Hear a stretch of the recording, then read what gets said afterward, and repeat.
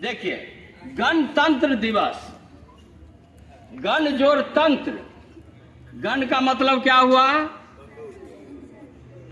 गण का मतलब हुआ सारी जनता, आप हम, जो ऑफिसर है वो भी, और जो नहीं ऑफिसर है, जो बेरोजगार है वो भी, किसान भी, मजदूर भी, सेना में जो है जवान वो भी, और जो व्यापार से जुड़े हैं सारे लोग, छोटे या बड़े, सारे गण हुए। और तंत्र, तंत्र माने उसकी व्यवस्था, उसकी सरकार, उसके द्वारा चलाई गई तंत्र व्यवस्था, उसी को गणतंत्र माना गया है, या गणतंत्र वही है।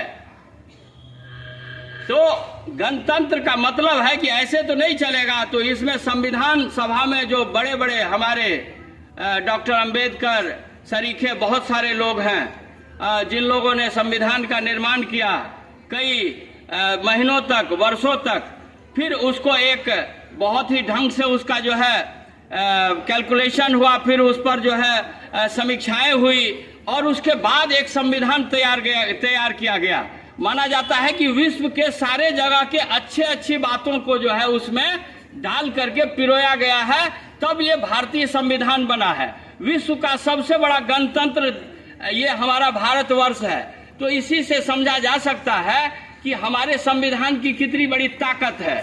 और उसी संविधान को समझते हुए जितने हम लोग सारे गण हैं, और उसके तहत जितने ऑफिसर्स हैं, वो चाहे विधायिका हो, न्यायपालिका हो, या पत्रकारिता हो, या व्यवस्थापिका हो, ये सारे लोग उसी संविधान के तहत काम करने के लिए नामित हैं। अगर वो इस संविधान के उलट अगर काम करते हैं तो वो पूर्णतया दोषी माने जाएंगे। ये हमारे गण का जो है जिम्मेदारी है कि ऊंचे ऊंचे पद पर बैठे हुए जो हमारे संविधान को संचालित करते हैं, वो कितना ठीक ठाक काम कर रहे हैं। ये सारे गण का जो है जरूरी है ये सोचना, समझना, गुनना, जाति, धर्म और वगैरह वगैरह को छोड़ते हुए वो सारे लोग मिल करके, आप देखोगे कि जो बड़े बड़े पदों पर लोग बैठे हुए हैं, वो लोग आपके लिए कितना बढ़िया से सोच रहे हैं और आपकी धारा में किस तरह वो काम कर रहे हैं। अगर आप इस बात को नहीं समझोगे और अपने आप को जात, धर्म और वगैरह वगैरह में जो है आप बांट लोगे, तो आप पुनः गुलाम हो सकते हो। क्योंकि गुलामी की दस्तक जो है सो आनी शुरू हो गई है। एक मिनट, गुलामी की दस्तक शुरू हो गई है आनी। चूंकि हम विभिन्न छोटे छोटे दलों में, विभिन्न छोटे छोटे जात में, विभिन्न छोटे छोटे समूह में, विभिन्न छोटे छोटे धर्मों में बांट दिए गए हैं। हम कमजोर हो रहे हैं चूंकि हम बटे हुए हैं। हमें संगठित होना होगा, हमें शिक्षा पर कब्जा करना होगा, हमें शिक्षित बनना होगा, हमारे अंदर में जो डर की भावना है उसे हटाना होगा।